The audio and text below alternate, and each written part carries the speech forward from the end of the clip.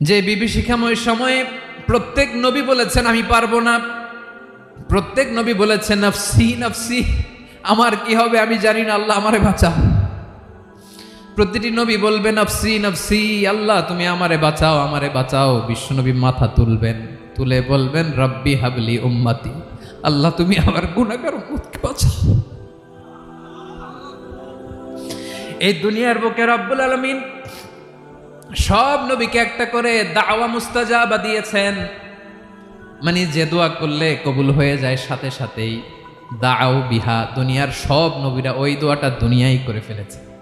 ওয়া ইন্নী আখতাবিউ দাওয়াতি শাফাআতান লি উম্মতি ইয়াউমাল কিয়ামাহ, আমার ওই স্পেশাল দোয়াটা আমি দুনিয়ার বুকে কঠিন বিপদে পড়েও কোনোদিন করি নাই। আমি আমার স্পেশাল দোয়াটা কিয়ামতের দিন আমার গুনাহগার উম্মতকে সুপারিশের জন্য রেখে দিয়েছি।